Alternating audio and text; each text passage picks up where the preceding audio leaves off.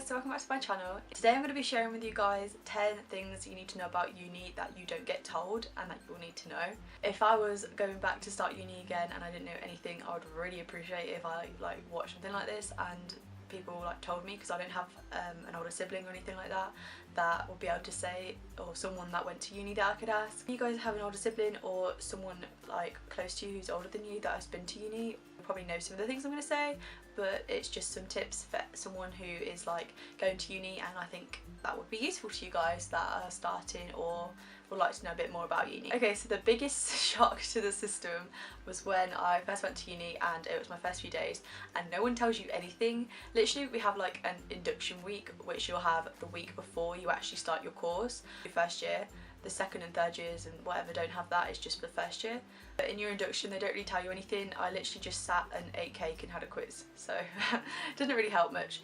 So the biggest thing anyway is that you're very independent at uni. You have to work things out for yourself. You don't get told anything really. Like I said in previous videos, you don't really get told much. It's not like sixth form or college where they guide you towards your work or guide you towards homework or things you have to do, like reading, you'll have a reading list and stuff like that. So basically I didn't know any of this at all because obviously I was new. I didn't have anyone I could ask except my friends on the course that I made that have done uni before me. The first thing, you don't get told anything. It's very little information how they guide you, and I didn't like that. It wasn't really for me, which is why I'm obviously not there.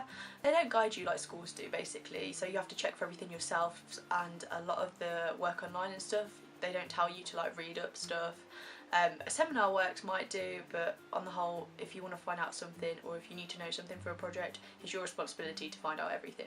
Okay, number two, they don't really care if you turn up or not, unless it's outrageous that you're skipping. I think it's 3 weeks or something they wait before they ask you about it.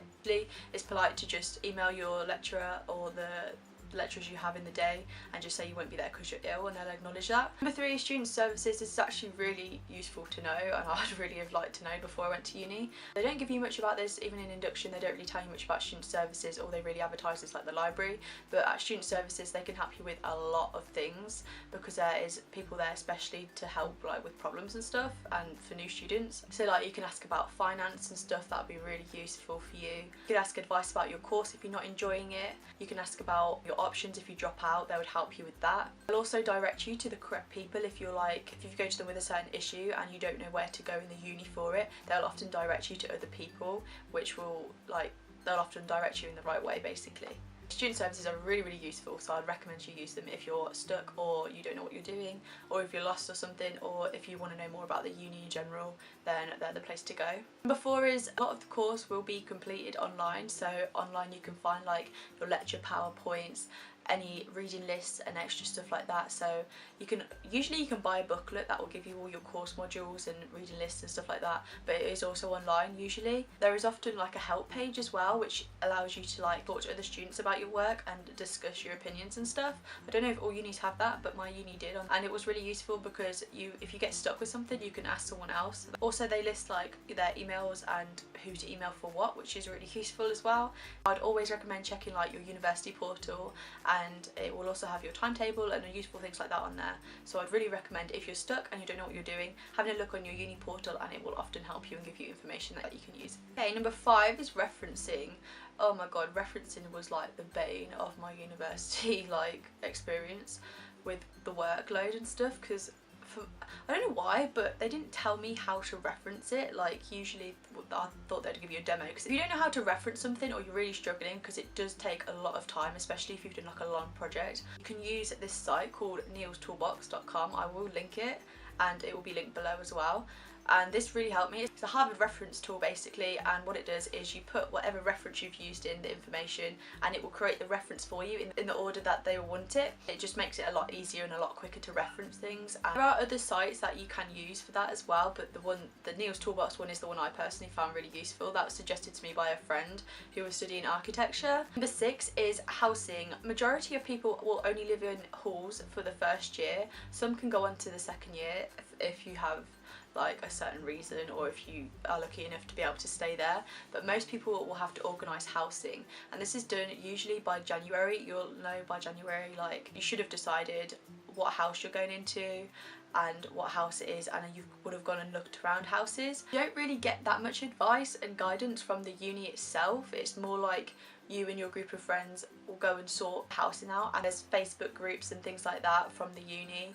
They will like give information about houses, and if anyone like has a spare room or a space basically in the house that they want someone, they will usually put it on there, and you can message them and get to know them and decide if you like the house too and if to move in and stuff like that. So Facebook is a really good tool. Like, it had its own Facebook group basically, and that was really useful when looking at housing. I didn't live in the second year. I commuted because I'm only like half an hour drive from my uni. Okay, so number 7 I think we're on is halls. Most people don't know this before they go to uni, but you have like a rep basically in your hall, and if you have an issue, like for example a flat's being noisy or something, you'll report it to this person for them to deal with. You can also use them to ask questions about like anything you might need to know, like washing. If you're not getting on with a certain flatmate, they'll often talk to you, or generally if you're just having any problems within the hall, you usually go to that person and they'll tell you this when you're sorting your rooms out and stuff. They'll come around and introduce themselves and probably give you an email or a contact number if anything happens. Number 8 is you'll get given a mentor as well. Mine was my course leader. They will usually select a lecturer for your course to basically meet with you. I think it's once every semester I had it, but it probably can vary, about how you're getting on with your course, if you find anything difficult, if you've got any problems. Basically just someone that checks up on you, because a lot of people live quite away from home and they all need someone to like make sure they're on track basically, because uni is very independent, so mentors basically are there to help you with any questions and keep you on track. Number 9 is money issues, and basically for this, I didn't know this till like mid first year, but if you're like low on your student loan,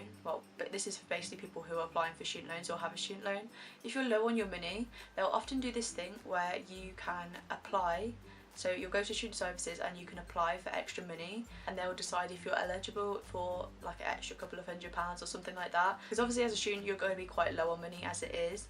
So if you find yourself low on money, go and definitely talk to student services about it. Okay, number 10, this is one of the most surprising things that I found out, but you can actually change unis like midway through your course. So I don't think all unis do this. You'll have to talk to them like individually about your course, because obviously not every uni offers every single course. Certain unis will like allow you to do like your second year with them if they've offered the course, and I think that's really cool, because if you're not enjoying like a certain uni, or if you're not enjoying like certain lecturers or something, or the environment at your uni, then it's like a nice idea that you can think you can just move. I think you picked the wrong uni for you. If you contact them and discuss that, I think some of them will let you change course. So that is it for my 10 things that you will need to know about uni that you probably didn't. I hope this helped someone anyway. I'd have liked to know these things when I was starting uni. So thank you guys so much for watching. I really hope you enjoyed my video and learned something new. If you haven't already, don't forget to subscribe and also leave a like, because it really helps me out. And I'll see you guys in the next video. Bye guys.